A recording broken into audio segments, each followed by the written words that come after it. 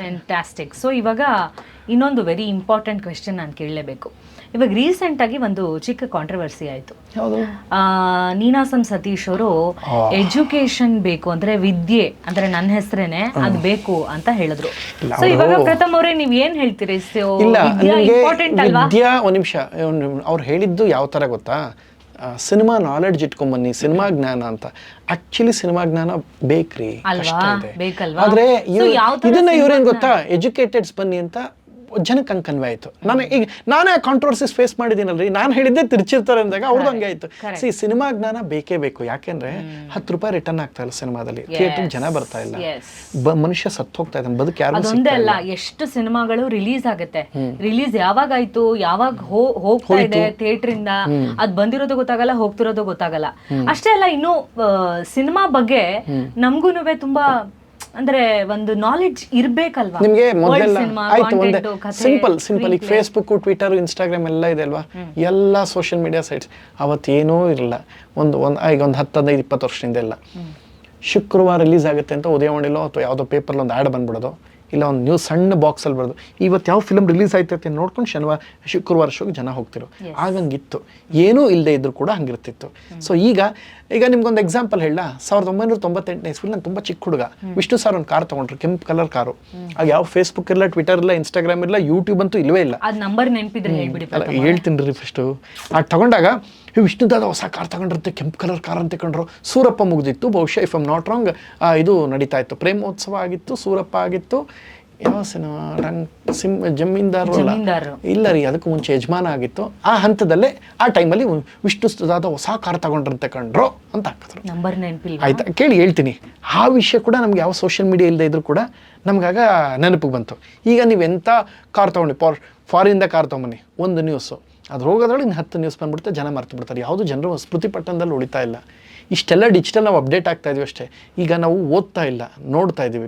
ಅಂದರೆ ಒಂದು ವಿಷಯ ಬರೋದ್ರಲ್ಲಿ ಮುಗಿದ್ರಲ್ಲಿ ಇನ್ನೊಂದು 10-100 ವಿಚಾರಗಳು ಬಂದ್ಬಿಡುತ್ತೆ. ಆಮೇಲೆ ಇನ್ನೊಂದು ಯಾವುದೊಂದು ಮಾಡ್ತಾ ಇದ್ದೀವಿ ಇದೇ ಡಿಜಿಟಲ್ ವಿಚಾರದಲ್ಲಿ, ಸೀರಿಯಲ್ ಕಿಲ್ಲರ್ ಅಂತ ಸಿನಿಮಾ ನಡೀತಾ ಇದೆ, ಅದೊಂದು ಐ ಥಿಂಕ್.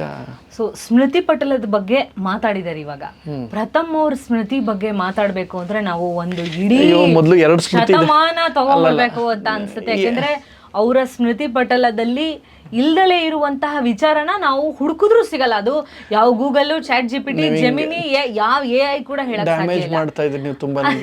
ಹಿಂಗ ಅಂತಿರಲ್ಲ, ಅಲ್ಲಿ ಹಾಕ್ತಾರೆ, ಅಲ್ಲಿ ಅವನ ಕಮೆಂಟ್ ಹಾಕೋರು ಹೇಳ್ತಾರೆ, ಅಲ್ಲಿ ಇನ್ನು ಮಗ ದೊಡ್ಡಿದಾ ಪುಡಂಗ ಅಂತ ಹಾಕ್ತಾರೆ. ಅಲ್ಲ, ಜನಕ್ಕೆ ಅರ್ಥ ಆಗಲ್ಲ. ಫಸ್ಟ್ ನಿಮ್ಮಂತವ್ರು ಕೇಳ್ತೀರಿ ಅಂತ, ಅವೆಲ್ಲ ಗೊತ್ತಿಲ್ಲ. ಎಷ್ಟು kg ಬಾದಾಮಿಗಳು ಇಲ್ಲಿ ಇಷ್ಟು ವರ್ಷದವರೆಗೂ ತಿಂದಿದ್ದೀರಾ?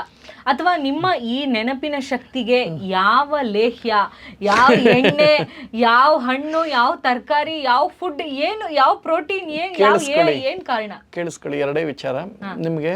ನಾನು 2 ಮಾತು ಹೇಳ್ತೀನಿ. ನಾನು ಬೆಳಗ್ಗೆ ಎದ್ದ ತಕ್ಷಣ 3 ಜನ ಊಟ ಮಾಡೋಷ್ಟು ನಾನು ತಿಂತೀನಿ.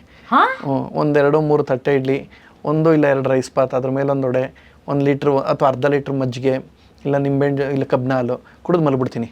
ಬೆಳಗ್ಗೆ ಎದ್ದು ತಿಂದು ಕುಡಿದು ಮಲ್ಬಿಡೋದು. ಅದು ಕೆಲಸ ಇಲ್ಲದೆ ಇದ್ರೆ, ಶೂಟ್ ಇಲ್ಲ ಅಂದ್ರೆ ಓಕೆ, ಶೂಟ್ ಇದ್ದ ಮಾಮೂಲಿ ಅದಷ್ಟ ಆಗುತ್ತೆ. ಬಿಟ್ಟರೆ ಬೇರೆ ಯಾವುದೋ ನಂಗೆ ಎಕ್ಸ್ಟ್ರಾ ಆಕ್ಟಿವಿಟೀಸ್ ಇಲ್ಲ. ಬೆಳಗ್ಗೆ ಎದ್ದ ತಕ್ಷಣ ಈಶ್ವರ ನಮಸ್ಕಾರ ಮಾಡಿ, ನಾನು ಯಾವ ಐಟಮ್ಸು ಫೇಸ್ಗೆ ಹಾಕಲ್ಲ, ಏನೂ ಮಾಡಲ್ಲ, ಹೆಂಗಿರುತ್ತೆ ಅಷ್ಟೇ.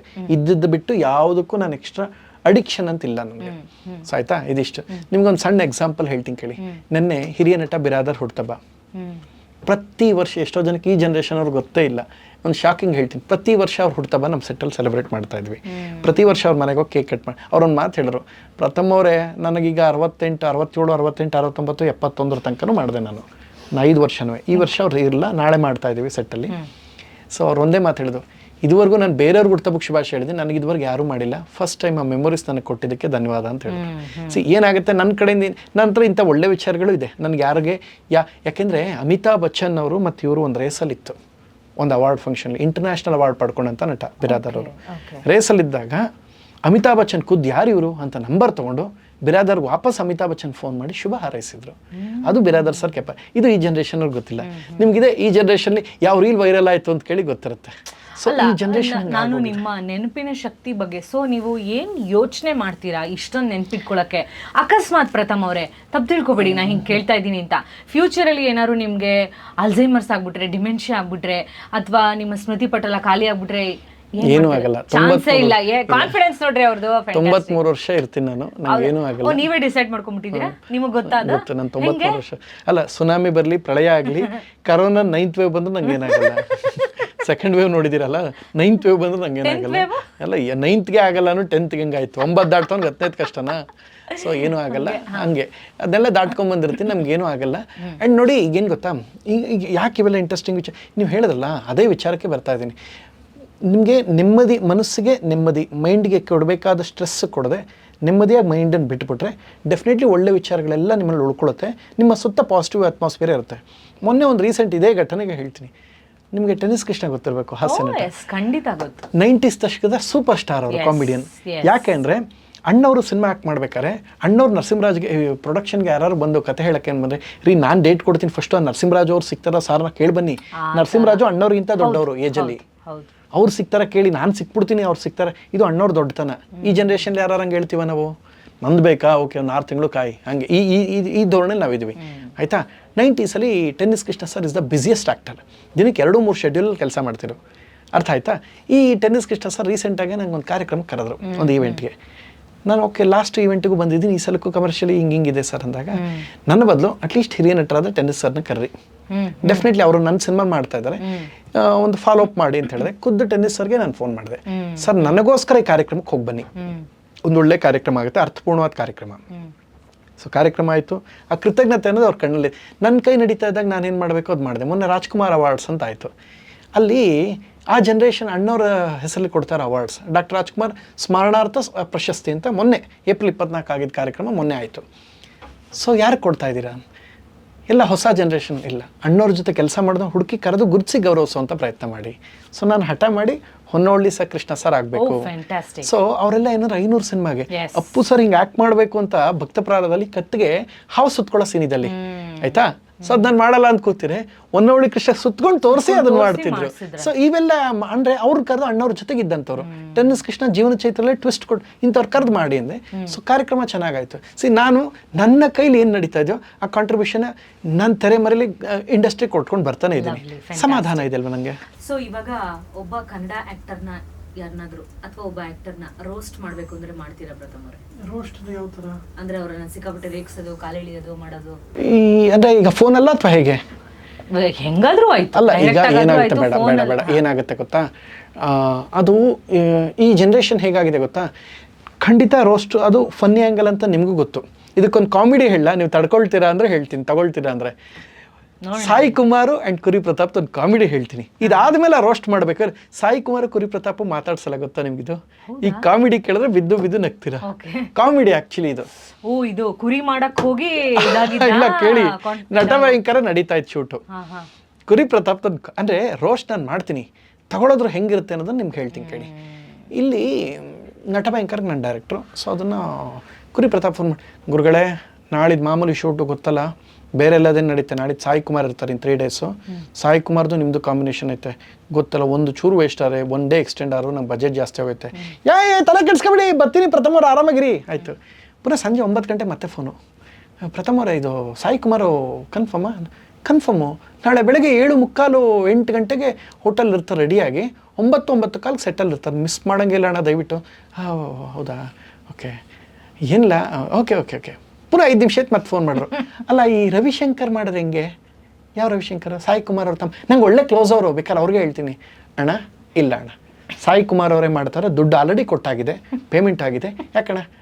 ಅಲ್ಲ, ನಾನು ಯಾಕೆ ನಿಮ್ಗೆ ಒಳ್ಳೇದು ಕೇಳಿದೆ ಅಂದರೆ ರವಿಶಂಕರ್ ಸರ್ ಅವ್ರಲ್ಲ ನಂಗೆ ಭಾಳ ಕ್ಲೋಸು ಪ್ರಥಮ ಅವರೇ, ನೀವು ಒಂದೇ ಮಾತಾಡ್ಬಿಡ್ತೀನಿ ಅಂದರು. ಅಲ್ಲ ಮಜಾ ಕೇಳಿ, ಮುಂದಕ್ಕೆ ಏನಾಯಿತು ಅಣ್ಣ, ಈ ಸಿನಿಮಾದಲ್ಲಿ ಸಾಯಿ ಕುಮಾರ್ದು ಅಗ್ನಿ MBBS, ಅಗ್ನಿ IPS ಅಲ್ಲ, ಸಾಯಿ ಕುಮಾರೇ ಮಾಡಬೇಕು, ಅವ್ರ ಜೊತೆ ಕಾಂಬಿನೇಷನ್ ನಿಮ್ಮದೇ. ನೀವು ಒಪ್ಕೊಂಡು ಇದ್ರೆ ಕಥೆನೂ ಗೊತ್ತು ನಿಮಗೆ. ಈ ಸಿನಿಮಾಲಿ ಹೆಚ್ಚು ಕಡಿಮೆ 30 ದಿನ ಶೂಟು, 15ರಿಂದ 18 ದಿನ ಆಲ್ರೆಡಿ ನಿಮ್ದಾಗೈತೆ. ನಿಮ್ಮದು ಸಾಯಿ ಕುಮಾರ್ ಕಾಮಿಡಿ ಪೋರ್ಷನ್ಸ್ ನಾಳೆಗೈತೆ, ಓಕೆನಾ? ಇನ್ನೇನಾದ್ರು ಡೌಟಾ ಅಂತ ಹೇಳಿದ್ರು. ಕಟ್ಟಾಯ್ತು. ಪುನಃ 8 ನಿಮಿಷ ಬಿಟ್ಟು ರಾತ್ರಿ 10:15ಗೆ ಕುರಿ ಪ್ರಥಮ, ಅಲ್ಲ ಅದು ಲೊಕೇಶನು, ಅಣ್ಣ ಲೊಕೇಶನ್ ಗೊತ್ತಿಲ್ಲದೆ ಇರೋದಿಲ್ಲ, ಆ ಮನೇಲಿ ಈಗ ಆಲ್ರೆಡಿ 12 ದಿನ ಶೂಟ್ ಆಗೈತೆ, ನೀವು ಬಂದು ಇದ್ದೀರಾ, ಅದೇ ಮನೆಗೆ ಶೂಟು ಬಂದ್ಬಿಡಿ ಅಂದರೆ ಇಲ್ಲ ಅದು. ಸೊ ಬೆಳಗ್ಗೆ 9 ಗಂಟೆ ಎಲ್ಲ ಸೆಟ್ಟಿಗೆ ಬಂದರು. ಸಾಯಿ ಕುಮಾರ್ ಸರ್, ಕುರಿ ಪ್ರತಾಪ್ ಎಲ್ಲ. ಸಾಯಿ ಕುಮಾರ್ಗೆ ಕುರಿ ಪ್ರತಾಪ್ ಆವಾಜ್ ಹಾಕೋದು ಒಂದು ಸೀನ್ ಇದೆ ಕಾಮಿಡಿ, ಹೋಯ್ ನೀನಾ ಅಂತ ಹೇಳೋದೈತೆ. ಅದನ್ನು ಒಂದು 10 ಸಲ ತಗೊಂಡ್ರು ಕುರಿ ಪ್ರತಾಪ್, ಹೋಯ್ ಅಂತ. ಈಗ ಸಾಯಿ ಕುಮಾರ್ ನೋಡಿದ ತಕ್ಷಣ 11 ಆಯಿತು 12 ಆಯಿತು, ಯಾಕೆ ಇಪ್ಪ ಹಿಂಗೆ ಆಡ್ತೈತೆ ನನಗೆ ಸರ್ ಹಿಂಗಾದರೆ ಡೆಫಿನೆಟ್ಲಿ ಒನ್ ಡೇ ಎಕ್ಸ್ಟೆಂಡ್ ಆಯ್ತೆ. ಸಾಯಿ ಸರ್ ಬಂದಾಗ ಬಜೆಟ್ ಜಾಸ್ತಿ ಆಗುತ್ತೆ, ದಯವಿಟ್ಟು ಅರ್ಥ ಮಾಡ್ಕೊಳ್ಳೋರು. ಏನೋ ಮುಂದೆ ಹಿಂದಿ ಸಿನಿಮಾಗೆ ತೆಲುಗು ಸಿನಿಮಾ ಬೇರೆ ಒಂದು ಹೋಗಬೇಕು, ಹಿಂಗೆಲ್ಲ 11 ಆಯಿತು, 12 ಆಯಿತು, 2-3 ಶಾರ್ಟ್ಗೆ ರಿಪೀಟು. ಕುರಿಯವ್ರಲ್ಲಿ ಎನರ್ಜಿ ಇಲ್ಲ, ಒಬ್ರೊಬ್ರು ಮಾತಾಡಿಸ್ತಾರೆ ಸೆಟ್ಟಲ್ಲಿ. ಈ ಕಡೆ ಸಾಯಿ ಕುಮಾರ್, ಈ ಕಡೆ ಕುರಿ ಪ್ರತಾಪ್, ಒಬ್ರನ್ನೊಬ್ರು ಮಾತಾಡ್ಸ ಸರ್ ಸರ್ ಮಾಡಿ ತಗೊಳ್ಳಿ ಡೈಲಾಗ್ ತೊಗೊಳ್ಳಿ ಎಲ್ಲ ಆಯಿತು. 12:40ಕ್ಕೆ ಕರೆದ್ಬಿಟ್ಟು ಪ್ರಥಮ್ ಬದರ್ ಬ್ರೇಕ್ ಮಾಡಿ ಅಂದರು. ಯಾರೋ ಸಾಯಿ ಕುಮಾರ್ ಅವರು. ಹಾಂ ಬ್ರೇಕಾ, ಯಾಕೆ ಪಾಸ್ ಇಷ್ಟು ಬೇಗ? ಆಗಲ್ಲ ಸರ್, ಪ್ರಥಮ್ ಬ್ರೇಕ್ ಮಾಡಿ ನೀವು ನನ್ನ ಮಾತು. ಇಲ್ಲ ಸರ್ ನೀವು ಬ್ರೇಕ್ ಮಾಡಿರಿ, ನಾನು ನಿಮ್ಮ ಒಳ್ಳೇದಕ್ಕೆ ಹೇಳ್ತೀನಿ. ಸರ್ ಇನ್ನೂ ಲಂಚ್ ಬಂದಿಲ್ಲ, ಲಂಚ್ ಬ್ರೇಕ್ ಮಾಡಿ ಅಂದರು. 12:40ಕ್ಕೆ ಲಂಚ್ ಬ್ರೇಕು ಕೊಟ್ಟಿದ್ದು, ಅಂದರೆ 1 ಅವರ್ ಯೂಶ್ವಲಿ ಮಧ್ಯಾಹ್ನ. ಸೊ 1:10ಕ್ಕೆ ಊಟ ಬಂತು, ಎಲ್ಲ ಡಲ್ ಆಗಿದ್ರು. ಆಗಿದ್ದಾಗ ಕರೆದು ನಂತರ ಹೇಳಿದ್ರು, ಪ್ರಥಮ್ ಅವ್ರು ನನ್ನ ಜೊತೆ ಆ್ಯಕ್ಟ್ ಮಾಡಲ್ಲ ಕುರಿ ಪ್ರತಾಪು. ಯಾರೋ ಇದು ಸಾಯಿ ಕುಮಾರ್ ಹೇಳಿದ್ದು, ನೀವು ರೋಸ್ಟ್ ಅಂದ್ರಲ್ಲ ಅದಕ್ಕೆ ಇದೊಂದು ಮಜಾ ಕೇಳಿ. ಯಾಕೆ ನನಗೂ ಅವ್ರಿಗೂ ಲೈಟಾಗಿ ಒಂದು ಕ್ಲಾಶ್ ಆಗಿದೆ, ಬನ್ನಿ ಏನಾಯಿತು ಅಂತ ಹೇಳ್ತೀನಿ. ಈಗೊಂದು ಸ್ವಲ್ಪ ವರ್ಷಗಳಿಂದ ಅವ್ರು ಕುರಿ ಪ್ರೋಗ್ರಾಮ್ ಮಾಡ್ತಾಯಿದ್ರು, ಬಕ್ರಾ ಪ್ರೋಗ್ರಾಮ್ ಅದು ಇದು. ಆ ಸಮಯದಲ್ಲಿ ಮಾಡ್ಬೇಕಾದ್ರೆ ನಾನು ಪೊಲೀಸ್ ಯೂನಿಫಾರ್ಮಲ್ಲಿದ್ದೆ. ಅಗ್ನಿ IPS ಅಲ್ವಾ, ಅಲ್ಲಿ ಬಂದು ಅಗ್ನಿ ಸುಡ್ತಾ ಇಲ್ಲ ಅದು ಇದೊಂದು ಮಾಡಿದ್ರು.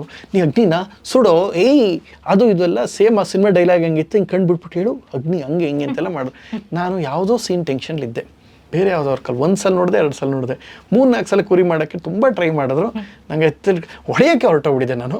ಅವತ್ತು ಆದಂತಹ ಮಜಾ ಟಾಕೀಸ್ ಪ್ರೋಗ್ರಾಮ್ ನಾನು ಹೋದ್ರೂ ನನ್ನ ಹಿಂದಿನ ಸೆಗ್ಮೆಂಟಲ್ಲಿ ಕುರಿ ಪ್ರತಾಪ್ ಇರ್ತಾರೆ, ನನ್ನ ನೆಕ್ಸ್ಟ್ ಸೆಗ್ಮೆಂಟಲ್ಲಿ ಇರ್ತಾರೆ, ನಾನು ಬಂದು ಸೆಗ್ಮೆಂಟು ಕ್ಯಾರವನ್ ಬರ್ತಾರಲ್ಲ. ಸೊ ಇದಕ್ಕೆ ಬಿಟ್ರೆ ಆ್ಯಕ್ಚುಲಿ ಗೊತ್ತಾ, ನನ್ನ ಹೆಂಡತಿಗೆ ಪ್ರತಾಪ್ಗೆ ದೊಡ್ಡ ಫ್ಯಾನ್ ಇದು ಅಂದರು. ಇಷ್ಟೇ ನಾನು ಸರಿ ಮಾಡ್ತೀನಿ ನೋಡಿ ಅಂಥೇಳಿ ಇಬ್ಬರನ್ನು ಕರೆಕ್ಟಾಗಿ ಅಣ್ಣ ಅವ್ರ ವೈಫು ನಿಮ್ಮ ದೊಡ್ಡ ಫ್ಯಾನು, ಸೊ ನಿಮ್ಮ ಪ್ರೋಗ್ರಾಮ್ಸ್ ನೋಡ್ತಾ ಇರ್ತಾರೆ. ಆ್ಯಂಡ್ ಆ್ಯಕ್ಚುಲಿ ಅವ್ರು ಬಂದ ದಿನ ನೀವು ಮಜಾ ಟಾಕಿಸ್ಲಿಲ್ಲ ಅಂತ ಹೆಂಡತಿ ಕೂಡ ಕೇಳ್ತಾರೆ, ನೀವು ನೋಡ್ರಿ ಹಿಂಗೆ ಮಾಡಿದ್ದೀರಾ, ಹೌದಾ? ಅಲ್ಲಿಂದ ಫ್ರೆಂಡ್ಶಿಪ್ ಶುರುವಾಯಿತು. ಟ್ರಸ್ಟ್ ಮೀ, 1-2 ಗಂಟೆಗೆ ಶೂಟ್ ಶುರುವಾಯಿತು, ಮತ್ತೆ ಊಟದ ಬ್ರೇಕ್ ಮುಗಿಸಿ. ನಾನು 6:15 ಆದಮೇಲೆ ಡಬಲ್ ಆಗುತ್ತೆ ಅಂತ ಅನ್ಕೊಂಡೆ. 4:50ಕ್ಕೆ ಶೂಟಿಂಗ್ ಬ್ಯಾಕಪ್. ಇಬ್ರು ಫ್ರೆಂಡ್ಸ್ ಆದರು. ಅಲ್ಲಿಂದ ಒಂದೊಂದೇ ಟೇಕ್ ಟಕ ಟಕ್ ಪ್ರಥಮ್ ಬ್ರದರ್ ಏನಾರು ಬೇರೆ ಬ್ಯಾಲೆನ್ಸ್ ಇದೆಯಾ ಅಂದರು. ಇಲ್ಲ ಸರ್, ರೋಸ್ಟು ನೀವು ತಗೊಳ್ಳೋದ್ರ ಮೇಲಿರುತ್ತೆ. ಈಗ ನಾನು ಹೇಳ್ತೀನಿ ಇಲ್ಲಿಗೆ ಚೆನ್ನಾಗಿರುತ್ತೆ, ಅದು ಪರ್ಸ್ನಲಿ ಇನ್ಯಾವುದೋ ಒಂದು ಕೌಂಟರ್ ಆದಾಗ ಅದು ಬೇರೆ ಥರ ಆಗುತ್ತೆ. ಈ ಜನ್ರೇಷನ್ ಅದು ಬದಲಾಗ್ತಾ ಇದೆ.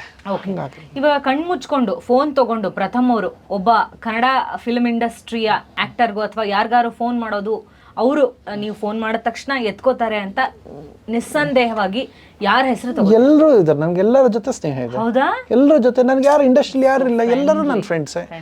ಸ್ಟಾರ್ಸ್ ಹಿಡಿದು ಎಲ್ಲರ ಜೊತೆ ಹೆಲ್ತಿ ಸ್ನೇಹ ಇದೆ. ಲವ್ಲಿ. ಅಪ್ಪು ಸರ್ದೇ ಒಂದು ಜೋಕ್ ಹೇಳ. ಒಂದು ನಾನು ಒಂದ್ಸಲ ಫೋನ್ ಮಾಡಿದೆ, ಎತ್ತಲ್ಲ, ಮತ್ತೆ ಮಾಡಿದೆ, ಎತ್ತಲ್ಲ, ಮತ್ತೆ ಹೇಳಪ್ಪ ಬಸ್ ಬ್ಯುಸಿ ಇದ್ರಿ ಅನ್ಸುತ್ತೆ, ಆಮೇಲೆ ಇಲ್ಲ ಕಣೋ ಇದ್ದೆ ಬಟ್ ಎತ್ತಬೇಕಲ್ಲ ಹೇಳು. ಅದು ಏನಿಲ್ಲ ಬಾಸ್, ಅದು ಗೊತ್ತಲ್ಲ ಬಾಸ್ ವಿಷಯ, ನೀವು ಸಿನಿಮಾ ನೋಡೋಕೆ ಬರ್ತೀವಿ. ಅವರು PRKಲಿ ನಮ್ಮ ಸಿನಿಮಾ ಆಡಿಯೋ ರೈಟ್ಸ್ ತೊಗೊಂಡಿರು. ಆಗ ಒಂದು ಘಟನೆ ನಡೀತು. CM ಸರ್ ಸಿದ್ದರಾಮಯ್ಯ ಆಗಿರೋ, ಸಿದ್ದರಾಮಣ್ಣ ಮತ್ತು ಪುನೀತ್ ರಾಜ್ಕುಮಾರ್ ಇಬ್ಬರನ್ನೂ ಶೋ ಕರೆದು ಸೇರಿಸ್ಬೇಕು ಅಂತ. ಸೊ ಅಪ್ಪು ಸರ್ಗೂ ಒಂದು ಸಿದ್ದರಾಮಣ್ಣಗೂ ಒಂದು ಇಂಟ್ರೆಸ್ಟಿಂಗ್ ಫನ್ ನಡೀತು. ಇಲ್ಲಿ ಲಿಫ್ಟ್ ಬಂದು ಸಿನಿಮಾ ನೋಡೋಕೆ ಏನು ಬಂದಾಗ, ಬಾಸ್ ಅದು PRK ಅಪ್ಪು ಸರ್ ತಗೊಬಿಟ್ಟಾರೆ. ಹೌದಾ? PRK ಅವರು ವಿಡಿಯೋ ತಗೊಂಡವ್ರೇನು? ಬಾಸ್ ಅದು ವಿಡಿಯೋ ಅಲ್ಲ, ಆಡಿಯೋ ರೈಟ್ಸ್ ಅದು. ಹಾಂ ಆಡಿಯೋ. ಅಪ್ಪು ಸರ್ಗೊಂದು ವಿಶ್ ಮಾಡಿ ಅಂತ ಫೋನ್ ಮಾಡಿಕೊಟ್ಟೆ. ಏನಪ್ಪ ಸಿನಿಮಾ ಮುಗಿತಾ ಇತ್ತು, ಸ್ಪೆಷಲ್ ಶೋ ಅಂದರು. ಬಸ್ ಅದು CM sir Siddaramanna sir line ಇದ್ದಾರೆ, ಕೊಟ್ಟೆ ಬಸ್ ಇಲ್ಲೇ ಕೊಡ್ರಿ. ಪುನೀತ್ ರಾಜ್ಕುಮಾರ್ ಅವರೇ ಚೆನ್ನಾಗಿದ್ದಾರೆಯಾ? ನಿಮ್ಮದು ರಾಜ್ಕುಮಾರ ಸಮಯದಲ್ಲಿ ಬಂದಿರಿ, ನಿಮ್ಮ ತಂದೆ ಕಾಲದ ಸಿನಿಮಾನ ನಾವೆಲ್ಲ ಇದರಲ್ಲಿ ನೋಡ್ತಾ ಇದ್ವಿ. ಹಂಗೆಲ್ಲ ಸಡನ್ನಾಗಿ ಫೋನ್ ಮಾಡಿ ಕೊಟ್ಬಿಡ್ಬೇಡ ಕಣ, ಅಟ್ಲೀಸ್ಟ್ ಹೇಳ್ಬಿಟ್ಟು ಒಂದು ಮಾತು ಮಾಡು. ಇಂಥ ಒಳ್ಳೊಳ್ಳೆ ಮೆಮೊರೀಸ್ ಎಲ್ಲ ನಂಗೆ ಅಪ್ಪು ಸರ್ ಜೊತೆಗಿದೆ. ಅದಾದಮೇಲೆ ನೀವೆಲ್ಲ ಆಡಿಯೋ ತಗೊಳ್ತಾ ಇದ್ದೀರಿ, ವೀಡಿಯೋನು ನೆಕ್ಸ್ಟು ಮಾಡಿ ಒಳ್ಳೆ ಸಿನಿಮಾ ಅಂದರು. ಟ್ರಸ್ಟ್ ಮೀ, ಅದಾಗ ಅದು ಕೋಇನ್ಸಿಡೆನ್ಸ್ ಏನು, ಸಿದ್ದರಾಮಣ್ಣ ಅಪ್ಪು ಸರ್ ಹೇಳಿದ್ದು ನನ್ನ ಫೋನಿಂದನೇ. ಸೊ ಅದಾದ ಕೋಇನ್ಸಿಡೆನ್ಸನು. PRK ಸಂಸ್ಥೆ ಆಡಿಯೋ ಅಂತಿತ್ತು, ಸಿನಿಮಾ ಪ್ರೊಡಕ್ಷನ್ ಶುರುವಾಯಿತು. ಕೋಇನ್ಸಿಡೆಂಟ್ಲಿ ಅಲ್ಲಿಂದ ಅಪ್ಪು ಸರ್ ಹೊಸಬ್ರಿಗೆ ಎಲ್ಲರಿಗೂ ಸಿನಿಮಾ ಮಾಡ್ತಾ ಬಂದರು. ಹೌದು, ಫ್ಯಾಂಟಾಸ್ಟಿಕ್. ಅಕಸ್ಮಾತ್ ಪ್ರಥಮವಾಗಿ ನೀವು ಇಲ್ದಲೇ ಇದ್ದಿದ್ರೆ, ಅಂದ್ರೆ ಪ್ರಥಮ್ ಅವರು ಪ್ರಥಮವಾಗಿ ಇಲ್ದಲೇ ಇದ್ದಿದ್ರೆ ಯಾರಾಗಿರಬಹುದಾಗಿತ್ತು ಅಥವಾ ಯಾರಾಗೋದಕ್ಕೆ ಇಷ್ಟಪಡ್ತೀರಾ ಪ್ರಥಮ್ ಅವರೇ? ನಂಗೆ ಅಂಬರೀಷ್ ಅವ್ರ ವ್ಯಕ್ತಿತ್ವ ಇಷ್ಟ, ಬಟ್ ನಾನು ಸ್ಮೋಕ್ ಮಾಡಲ್ಲ. ಅವ್ರ ಶರೀರದಲ್ಲಿ ಇರಬೇಕು ಅಂತ ಇಷ್ಟ, ಬಟ್ ಮಾಡಲ್ಲ. ಓಂ ಪ್ರಕಾಶ್ ರಾವ್ ವ್ಯಕ್ತಿತ್ವ ಇಷ್ಟ, ಓಂ ಪ್ರಕಾಶ್ ರಾವ್ ತರ ಇರಬೇಕು, ಇಲ್ಲ ಅಂಬರೀಷ್ ತರ ಇರಬೇಕು ಅಂತ ನನ್ನ ಆಸೆ. ಓಂ ಪ್ರಕಾಶ್ ರಾವ್ ಅವ್ರದ್ದು ಟೋಟಲ್ ಕಂಪ್ಲೀಟ್ ಇರ್ತೀರಾ, ಅವ್ರು ಹೆಂಗಿದ್ರು ಹಂಗಿರ್ಬೇಕು ಅಂತ ಆಸೆ. ಹಂಗಿರ್ತೀರಾ. ಬಟ್ ಅಂಬರೀಷ್ ಅವ್ರದ್ದು ಬರೀ ಸೂಪರ್ ಅಲ್ಲ, ಬಿಟ್ರೆ ಅಂಬರೀಷ್ ಸರ್ ನಂಗೆ ಇಷ್ಟ. ಓಕೆ, ಆಯ್ತಾ? ಕಾಶಿನಾಥ್ ಅವ್ರ ತರ ಇಷ್ಟ, ನೆಗೆಟಿವಿಟಿ ಇಲ್ದಿರೋ ಮನುಷ್ಯ, ಯಾರ ಬಗ್ಗೆಯೂ ತಾತ್ಸಾರ ಜಲಸ್ ಇಲ್ಲದೆ ಬದುಕದಂತವ್ರು. ಸೊ ಒಬ್ಬ ವ್ಯಕ್ತಿ ಅವ್ರನ್ನ ನೀವು ಆರ್ಗ್ಯುಮೆಂಟ್ ಅಲ್ಲಿ ವಿನ್ ಮಾಡೋದಕ್ಕೆ ಅಸಾಧ್ಯ, ಆರ್ಗ್ಯೂ ಮಾಡಿ ನಾನು ಗೆಲ್ಲೋದಕ್ಕೆ ಅಸಾಧ್ಯ ಅಂತ ಅನ್ನುವಂತ ಒಬ್ಬ ವ್ಯಕ್ತಿ ಯಾರು? ಯಾರ ಜೊತೆ ನಾವು ಇಟ್ಕೊಳಕ್ ಹೋಗಿಲ್ಲ. ನಿಮ್ಮ ಹೆಸರು ನೀವೇ, ನನ್ನ ಜೊತೆನೆ ನಾನು ಹಂಗಲ್ಲಪ್ಪ, ಹಂಗಲ್ಲ.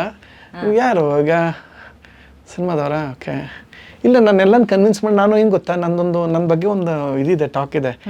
ನಾನು ಹೆಂಗೆ ಅಂದರೆ, ಈಗ ಓಕೆ ಮಧ್ಯಾಹ್ನ 3 ಗಂಟೆಗೆ ಯಾರನ್ನೋ ಭೇಟಿ ಮಾಡಕ್ಕೆ ಹೋಗ್ತಾ ಇದ್ದೀನಿ ಅಂದರೆ ಆ ವಿಕೆಟ್ ಬೀಳಿಸ್ತೀನಿ ಅಂತಲೇ ಇಲ್ಲಿ ಸ್ಟ್ರಾಟಜಿ ರೆಡಿ ಮಾಡ್ಕೊಂಡು ಹೋಗ್ತೀನಿ. ಸ್ವಲ್ಪ ಅದೊಂಥರ ನಂದಿದೆ, ನಾನೇ ಬೀಳಿಸ್ಬಿಡ್ತೀನಿ ವಿಕೆಟ್. ಎಂಥ ವಿಕೆಟ್ ಆದ್ರೂ ಬೀಳಿಸಿದ್ದೀನಿ ನಾನು, ತುಂಬ ವಿಕೆಟ್ ನಿಂಗೆ ಬೀಳಿಸಿದ್ದೀನಿ ನಾನು. ಫ್ಯಾಂಟಾಸ್ಟಿಕ್.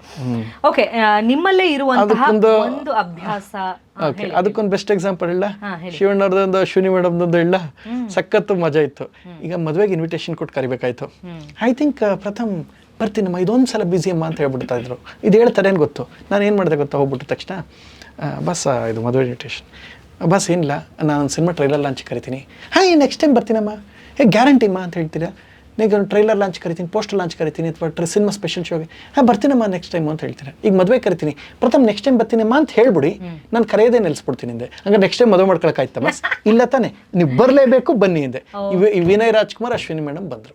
ಫ್ಯಾಂಟಾಸ್ಟಿಕ್. ಹಂಗೆ. ಓಕೆ, ಇವಾಗ ಒಂಚೂರು ರ್ಯಾಪಿಡ್ ಫೈರ್ ಮಾಡೋಣ. ಲಾಸ್ಟ್ ಸ್ಟೇಜಿಗೆ ಬಂದಿದ್ದೀವಿ. ಬೆಂಕಿ. ಓಕೆ, ಆಯ್ತಾ? ಸೊ ಇವಾಗ ನಿಮ್ಮಲ್ಲೇ ಇರುವಂತಹ ಒಂದು ಅನಾಯಿಂಗ್ ಹ್ಯಾಬಿಟ್, ಅದನ್ನ ನೀವು ಚೇಂಜ್ ಮಾಡ್ಕೋಬೇಕು ಅಂತಿದ್ರೆ ಚೇಂಜ್ ಆಗಿಲ್ಲ, ಏನದು ಆಗಬೇಕು ಅಂದರೆ ಸ್ವಲ್ಪ ಜಾಸ್ತಿ ಅಂದರೆ ಅದು ಏನದು ತುಂಬ ಡೀಪಾಗಿ ಹೋಗ್ತೀನಿ, ಹೋಗ್ಬಾರ್ದು, ರಿಸರ್ಚ್ ಮಾಡೋ ಥರ ಬೇಡ, ಅದು ಬೇಡ. ಆಮೇಲೆ ಅದು ಬೇರೆಯವ್ರಿಗೆ ಕಿರಿಕಿರಿ ಆಗಬಾರ್ದು. ಓಕೆ, ನಿಮ್ಮ ಲೈಫ್ಗೆ ಒಂದು ಮೂವಿ ಟೈಟಲ್ ಇಡಬೇಕು ಅಂತಂದ್ರೆ ಏನು ಇಡ್ತೀರಾ? ಫಸ್ಟ್ ನೈಟ್ ವಿತ್ ದೇವ ಅನ್ಬಿಡಿ ಪ್ಲೀಸ್. ಮಾತಿನ ಮಲ್ಲ, ಅದು ಜಗ್ಗೇಶ್ ಸರ್ ಸಿನಿಮಾ ಇರಲಿ, ತೊಗೊಳ್ಳಿ. ನಾನು ಹೇಳಿದೆ, ಪ್ರಥಮ್ ಅವ್ರು ಹೇಳಬೇಕು. ಆಯ್ತು, ಅದಾಯ್ತು. ಇದೊಳ್ಳೆ ಮನೆ ರಾಮಾಯಣ, ಹಿಂದಿನ ರಾಮಾಯಣ ಏನಿತ್ತು ಆ ಥರದ್ದಾಗುತ್ತೆ ನಮ್ದು. ಲವ್ಲಿ. ಓಕೆ, ಇವಾಗ ಪ್ಯೂರ್ ರ್ಯಾಪಿಡ್ ಫೈರ್. ಅಯ್ಯೋ, ಓಕೆನಾ? ರೆಡಿನಾ? ಓಕೆ, ಕಾಫಿನಾ ಟೀನಾ? Green tea. ಈ ಫಸ್ಟೇ ಗೂಗ್ಲಿ ಕೊಟ್ಬಿಟ್ರು ನನಗೆ. ಓಕೆ, ಪ್ರೀತಿನಾ ದುಡ್ಡು? ಹಾಂ, ಸುಳ್ಳದು. ಜನಕ್ಕೆ ನಾವು ಒಬ್ಬರನ್ನ, ನಿಮ್ಗೆ ಅದು ಕರೆಕ್ಟ್ ಕ್ಲಾರಿಟಿ ಇಟ್ಕೊಂಬಿಡಿ. ನಾವು ಪ್ರೀತಿ ಅಂತ ಹೇಳೋದು ನಂಬಿಕೆ ಬಿಟ್ಟು ಯಾಮಾರ್ಸೋಕ್ಕಿಂತ ಸತ್ಯ ಹೇಳಿ, ನೋಡಪ್ಪ ನಂಗೆ ದುಡ್ಡಿನ ಅಗತ್ಯ ಇದೆ, ನಿಮ್ಮ ಬಗ್ಗೆ ಪ್ರೀತಿ ಗೌರವ ಎರಡೂ ಇದೆ ಅಂತ ಹೇಳಿ ದುಡ್ಡು ಮೊದಲನೇ ಸ್ಥಾನ ಕೊಟ್ಬಿಡ್ತೀನಿ. ಓಕೆ, ಸಿನಿಮಾನಾ ಬಿಗ್ ಬಾಸಾ? ಬಿಗ್ ಬಾಸ್ ಇಂದ ಸಿನಿಮಾ, ಬಿಗ್ ಬಾಸ್ ದ ಸಿನಿಮಾ. ಲೇಟ್ ಆಯ್ತು. ಓಕೆ, ಇನ್ಸ್ಟಾಗ್ರಾಮಾ ರಿಯಲ್ ಲೈಫಾ? Real life. ನಾನು ಸೋಷಿಯಲ್ ಮೀಡಿಯಾನ ಈಗ ಹೆಂಗೆ ಹನಿಮೂನು ಕೂಡ, ಹಾಯ್ ಫ್ರೆಂಡ್ಸ್, ನಾನು ಲವ್ ಮಾಡ್ತಾ ಇದ್ದೀನಿ ಫ್ರೆಂಡ್ಸ್, ನೋಡಿ ಫ್ರೆಂಡ್ಸ್ ಹೇಳಿದ್ದು ಅಂದರೆ ಆ ಸಂಸಾರನ ಅಲ್ಲೇ ಮಾಡ್ಬಿಡ್ತಾವೆ ಪೆಂಗುಂಡೆವು. ನಾನು ಹಂಗಿಲ್ಲ. ಸೊ ನಾ ಅಷ್ಟೇ. ಯಾಕೆ ನಿಮ್ಗೊಂದು ಶಾಕಿಂಗ್ ನ್ಯೂಸ್ ಗೊತ್ತಾ? ನನ್ನ ಕುಟುಂಬದ ಯಾವುದೋ ಒಂದು ಇತ್ತೀಚೆಗೆ ದೊಡ್ಡ ಘಟನೆ, ಒಂದು ಒಳ್ಳೆ ಘಟನೆ ಆಗಿದ್ದು ಕೂಡ ನನ್ನ ಕ್ಯಾಮ್ರಾ ಮುಂದೆ ಎಲ್ಲೂ ಇದು ಇಷ್ಟೇ. ನಾನು ಹಂಗೆ. ನೆಕ್ಸ್ಟ್, ಬೆಳಗಿನ ರಾತ್ರಿನಾ? ರಾತ್ರಿ. ಓಕೆ, ನಂಗೆ ಎರಡೂ ಒಂದೇ, ಮಲ್ಕೊಳಕ್ಕೆ ಯಾವ್ದಾದ್ರೇನು. Fans or haters? ಫ್ಯಾನ್ಸ್, ಅನ್ನದಾತರು, ಬದುಕು ಕೊಟ್ಟರೋರು. ಓಕೆ. ಮೈಸೂರು ಪಾಕ ಹೋಳಿಗೆನಾ? ಹೋಳಿಗೆ. ಓಕೆ, ಕಾಲ್ ಮಾಡ್ತೀರಾ, ಟೆಕ್ಸ್ಟ್ ಮಾಡ್ತೀರಾ? ಕಾಲ್. ನಾನು ಡ್ರಿಲ್ ಮಾಡ್ಬಿಡ್ತೀನಿ ಬರೀ ಕಾಲಲ್ಲೇ. Okay, ಹೀರೋನಾ villain? ಈಗ ವಿಲನ್ನಾಗಿ ಮಾಡ್ತಾ ಇದ್ದೀನಿ. ಒಂದು ಏನಾಗಿದೆ ಗೊತ್ತಾ, ಒಂದು ಸೈಕೋ ಕ್ರೈಮ್ ಥ್ರಿಲ್ಲರ್, ಅದು ವಿಲನ್ನಾಗಿ ಫಸ್ಟ್ ಟೈಮ್ ಮಾಡ್ತಾ ಇದ್ದೀನಿ. Okay, fantastic. ಒಂದು ಸುಳ್ಳು ನೀವು ಹೇಳೋವಂಥದ್ದು, ಸಿಕ್ಕಾಪಟ್ಟೆ ಹೇಳೋವಂಥದ್ದು. ನಾನು ತುಂಬ ಒಳ್ಳೆಯವನು,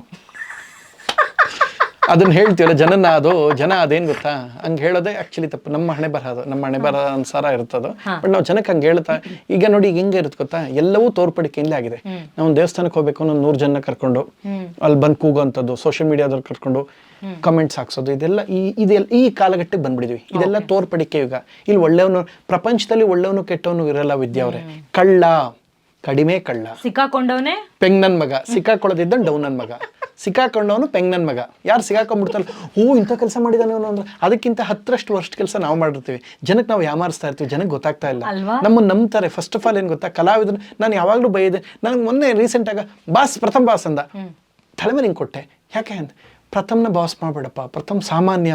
ನಾನು ನಿಂಗೆ 1/10 ಅನ್ನಕ್ಕೂ ನನ್ನ ಕಡೆಯಿಂದ ಯಾವ ಫೇವರ್ ನಿಂಗೆ ಆಗಿಲ್ಲ ಅಂದಮೇಲೆ ನನಗೆ ಯಾಕೆ ಮಾಡ್ತೀಯ, ನನ್ನ ತಲೆಗೇರಿಸ್ಬೇಡ ನನ್ನ ಅಂತ ಹೇಳಿದೆ. ಇದು ನಾನಿರೋ ರೀತಿ. ಬಟ್ ಜನಕ್ಕೆ ಅದು ಕನ್ವೆ ಆಗೋದೇ ಬೇರೆ ಥರ.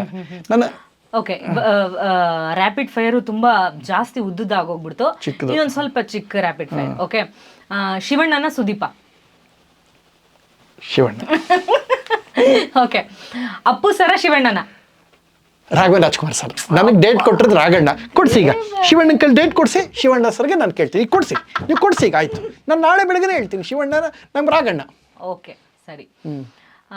ಡಿ ಬಾಸ್ ಅಂದ್ರೆ ಏನನ್ಸುತ್ತೆ? ಅತಿ ಹೆಚ್ಚು ಕ್ರೇಜ್ ಇರುವಂತಹ ಪೌರಾಣಿಕ ಪಾತ್ರ, ಐತಿಹಾಸಿಕ ಪಾತ್ರವನ್ನು ಒಪ್ಪಿಕೊಳ್ಳುವುದು ಹೊರುವಂತಹ ಒಬ್ಬ ನಟ. ನನಗೆ ತೂಗುದೀಪ್ ಶ್ರೀನಿವಾಸನ್ ಇನ್ನೂ ಹೆಚ್ಚು ಹೆಮ್ಮೆ. ಯಾಕೆಂದರೆ ಅವರೊಂದು ಮಾತು ಹೇಳಿದರೆ ನಂಗೆ ಇವತ್ತಿಗೂ ಅದೊಂದು ಉಳ್ಕೊಂಡಿದೆ. ನಾವು ಯಾವತ್ತೂ ನಮ್ಮ ಮನೆಯವರ ಆಸ್ತಿ ಅಲ್ಲ, ನಾವು ಜನಸಾಮಾನ್ಯರ ಆಸ್ತಿ, ಕಲಾವಿದರು ಯಾವತ್ತು ಅಂತ ಹೇಳಿದಂಥ ವ್ಯಕ್ತಿಯವರು. ನಂಗೆ ಆ ತೂಗುದೀಪ್ ಅವ್ರಂದರೆ ನಾನು ತುಂಬ ಗೌರವದಿಂದ ಕಾಣ್ತೀನಿ, ಸಲ್ಯೂಟ್ ಹೊಡೆದು ನಾನು ಗೌರವಿಸ್ತೀನಿ.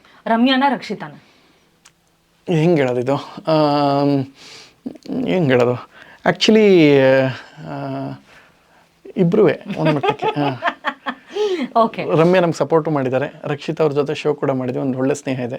ಬಟ್ ರಮ್ಯಾ ನಮ್ಗೆ ಕಷ್ಟ ಕಾಲದಲ್ಲಿ ಸಪೋರ್ಟ್ ಮಾಡಿದ್ದಾರೆ. ಸೊ ಹಾಗಾಗಿ ಸಿನಿಮಾ ಅಂದರೆ ತಪಸ್ಸು, ಶ್ರದ್ಧೆ. ಅಂದರೆ ನೀವು ಸಕ್ಸಸ್ ಮಾನದಂಡದಲ್ಲಿ ಅಳಿಬೇಡಿ. ಯಾರು ಸಕ್ಸಸ್ ಆದರೂ ಅದು ಅಷ್ಟೇ ಅಲ್ಲ, ಫೇಲ್ಯೂರ್ಸ್ ಕೂಡ ಬಹಳಷ್ಟು ಪಾಠ ಕಲಿಸುತ್ತೆ. ಸಕ್ಸಸ್ಗೆ ನಿಮಗೆ ಚಪ್ಪಾಳೆ ಸಿಗುತ್ತೆ, ಫೇಲ್ಯೂರ್ಸ್ ಬಹಳಷ್ಟು ಪಾಠ ಕಲಿಸುತ್ತೆ. ನೀವು ಸೋತ್ಬಿಟ್ಟೋ ಸಿನಿಮಾ ಅಂದ್ರೆ ಅವ್ನಿಗೇನು ಟ್ಯಾಲೆಂಟ್ ಇಲ್ಲ ಅಂತಲ್ಲ, ತುಂಬ ಒಳ್ಳೆ ಸಿನಿಮಾಗಳು ಸೋತ್ರ ಲಕ್ಷ ಉದಾಹರಣೆ ಇದೆ. ಸಿನಿಮಾ ಮಾಡ್ತೀರಾ, ಇನಾಗ್ರೇಷನ್ಗಳಿಗೆ ಹೋಗಿ ಟೇಪ್ ರಿಬ್ಬನ್ ಕಟ್ ಮಾಡ್ತೀರಾ?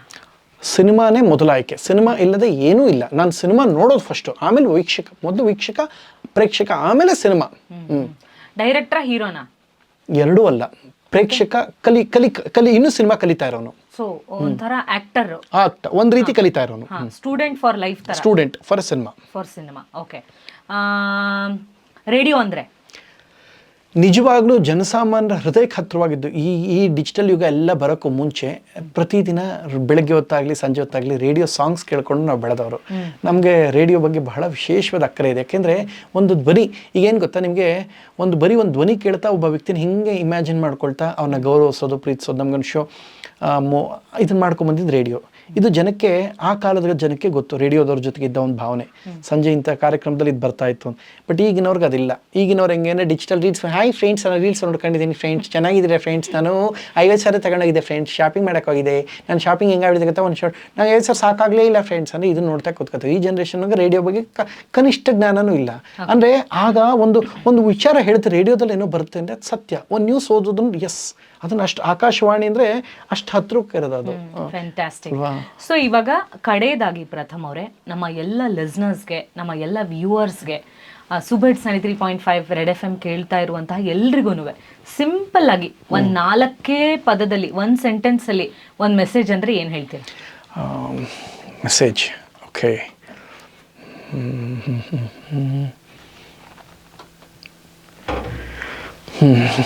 ಸಮಯ ತುಂಬ ಮುಖ್ಯವಾದದ್ದು. ಅದನ್ನು ದಯವಿಟ್ಟು ಕನ್ಸ್ಟ್ರಕ್ಟಿವ್ ಆಗಿ ಕಟ್ಕೊಳ್ಳೋದು ನೋಡಿ. ಬೇರೆಯವ್ರ ಬಗ್ಗೆ ತುಂಬ ನೆಗೆಟಿವ್ ಆಗಿ ಯೋಚನೆ ಮಾಡದೇ ಇರೋದೇ ನಿಜವಾದ ಸಂತೋಷ ನಿಮಗಿರುತ್ತೆ. ಬೇರೆಯವ್ರನ್ನ ಡ್ಯಾಮೇಜ್ ಮಾಡೋದು ಹೇಗೆ, ಬೇರೆಯವ್ರು. ಸೊ ನಿಮ್ಗೊಂದು ಸಣ್ಣ ಮಾತು ಹೇಳ್ತೀನಿ ಕೇಳಿ. ಇಸ್ರೇಲ್ ಅನ್ನೋ ದೇಶ 18 ವರ್ಷಕ್ಕೆ ಮ್ಯಾಂಡೇಟ್ರಿ 3 ವರ್ಷ ದೇಶ ಸೇವೆ ಮಾಡಬೇಕು ಅಂತ. ಅಮೇರಿಕಾ ಅನ್ನೋ ದೇಶದಲ್ಲಿ ಅಟ್ಲೀಸ್ಟ್ ನೀವು ಏನಾರು ಮಾಡೋ ತಂತ್ರಜ್ಞಾನಕ್ಕೆ, ನಮ್ಮ ಇದಕ್ಕೆ ದುಡಿ ಅಂತ ಹೇಳ್ತಾರೆ, ಆಯಿತಾ. ಜಪಾನಲ್ಲಿ ಈ ತಾಂತ್ರಿಕತೆಗೆ ಅಟ್ಲೀಸ್ಟ್ ಈ ಮಣ್ಣಲ್ಲಿ ಹುಟ್ಟಿದೆ ನೀನು ಸರ್ವಿಸ್ ಮಾಡೋ ಅಂತ. ನಮ್ಮದ್ರಲ್ಲಿ ಆರಾಮಾಗಿ 35 ನಾವು ಟೈಮ್ ಪಾಸ್ ಭಾಳಷ್ಟು ವೇಸ್ಟ್ ಮಾಡ್ತಾ ಇರ್ತೀವಿ. ಅದರಲ್ಲಿ ಬೇರೆಯವ್ರ ಬಗ್ಗೆ ಯೋಚನೆ ಮಾಡಿ, ನೆಗೆಟಿವಿಟಿ ಯೋಚನೆ ಮಾಡಿ, ಅಲ್ಲೆಲ್ಲ ಭವಿಷ್ಯ ಕಟ್ಕೊಳ್ಳೋಂಥ ಸಮಯದಲ್ಲಿ ಅಟ್ಲೀಸ್ಟ್ ದೇಶದ ಬಗ್ಗೆ ಪ್ರೀತಿ, ಜನಗಳ ಬಗ್ಗೆ ಆತ್ಮಾಭಿಮಾನ ಎಲ್ಲ ಬೆಳೆಸ್ತಾ ಹೋಗ್ತಾರೆ. ಇದನ್ನು ನಾವು ಕಲ್ತ್ಕೋಬೇಕು. ನಮ್ಮ ಹತ್ರ ಇದೆ, ನಾವು 4 ಜನಕ್ಕೆ ಒಳ್ಳೇದು ಮಾಡಬೇಕು. ಕೆಟ್ಟದ್ದಂದು ಒಳ್ಳೇದು ಆಗದೇ ಇದ್ರೂ ಪರವಾಗಿಲ್ಲ, ಕೆಟ್ಟದ್ದು ಯೋಚನೆ ಮಾಡಬಾರ್ದು, ಡ್ಯಾಮೇಜ್ ಮಾಡೋಕ್ಕೆ ಹೋಗಬಾರ್ದು. ಯಾಕೆಂದರೆ ಯಾರದೇ ಒಬ್ಬರು ಪ್ರೊಫೈಲ್ ಒಂದು ಹಂತಕ್ಕೆ ಬೆಳೆಯೋದಕ್ಕೆ ತುಂಬ ಕಷ್ಟಪಟ್ಟಿರ್ತಾರೆ. ಅದು ಬಡವರಾಗಲಿ, ಸಿನಿಮಾ ಅಂತಲ್ಲ, ಬೇರೆ ನಿಜ ಜೀವನದಲ್ಲೂ ಯಾರಿಗೂ ತೊಂದರೆ ಆಗದೆ ಇದ್ದಂಗೆ ನಿಮ್ಮ ಬದುಕನ್ನು ಸಾರ್ಥಕಗೊಳಿಸೋದೇ ನಿಜವಾದ ಜೀವನ. ನೀವು ಯಾರಿಗೂ ತೊಂದರೆ ಮಾಡದೆ ಬದುಕಿದ್ದೀರಂದರೆ ನೀವೇ ನಿಜವಾಗ್ಲೂ ಪದ್ಮಭೂಷಣ, ಪದ್ಮವಿಭೂಷಣ, ಜೀವನ ಶ್ರೇಷ್ಠ ಪ್ರಶಸ್ತಿ, ನೊಬೆಲ್ಲು, ಆಸ್ಕರು ಎಲ್ಲದಕ್ಕೂ ಅರ್ಹ ಯಾರು ಗೊತ್ತಾ? ಒಂದು ತಿಳ್ಕೊಳ್ಳಿ. ಲಾಸ್ಟ್ ಸೆಂಟೆನ್ಸ್ ಇದು ನಾನು ಹೇಳೋದು. ಜೀವನದಲ್ಲಿ ನೊಬೆಲ್ಲು, ಆಸ್ಕರ್ ಯಾರು ವಿನ್ನರ್ ಅಂತ ಹೇಳಿದ್ರೆ, ನಿಮ್ಮ ಬದುಕಿನಲ್ಲಿ ನೀವು ಯಾರಿಗೂ ತೊಂದರೆ ಮಾಡದೆ ಬದುಕಿದ್ದೀರಾ ಅಂದರೆ ನೀವೇ ನೊಬೆಲ್ ಪ್ರಶಸ್ತಿಗೆ ಅರ್ಹ ಅಂತ. ನಿಮ್ಮಿಂದ ಯಾರಿಗೂ ಡ್ಯಾಮೇಜ್ ಆಗಿಲ್ಲ ಅಂದರೆ ನೀವೇ ಶ್ರೇಷ್ಠ. ಅದನ್ನು ತಲೆಯಲ್ಲಿ ಇಟ್ಕೊಳ್ಳಿ. ಥ್ಯಾಂಕ್ ಯು ವೆರಿ ಮಚ್ ಪ್ರಥಮ್, ತುಂಬ ಖುಷಿ ಆಯಿತು ನಿಮ್ಮ ಜೊತೆ ಮಾತಾಡಿ. ಓಕೆ, ರೆಡ್ ಜಂಕ್ಷನಲ್ಲಿ ನಾನು RJ ಶ್ರೀವಿದ್ಯಾ ನಿಮ್ಮ ಜೊತೆಯಾಗಿರ್ತೀನಿ. ಇವತ್ತು ನನ್ನ ಜೊತೆಯಲ್ಲಿ ಪ್ರಥಮ್ ಅತ್ಯದ್ಭುತವಾಗಿ ಸಖತ್ತಾಗಿ ಮಾತಾಡಿದ್ರು, ತುಂಬ ಫನ್ ಮಾಡಿದ್ವಿ, ತುಂಬ ಖುಷಿ ಆಯಿತು. So super hits 93.5 red FM ಕೇಳ್ತಾ ಇರಿ, ಮಸ್ತ್ ಮಜಾ ಮಾಡಿ. ಬೆಸ್ಟ್ ಎಂಟರ್ಟೈನ್ಮೆಂಟ್ಗಾಗಿ ಲೈಕ್, ಫಾಲೋ ಮತ್ತು ಸಬ್ಸ್ಕ್ರೈಬ್ ಮಾಡಿ ರೆಡ್ FM ಕನ್ನಡ.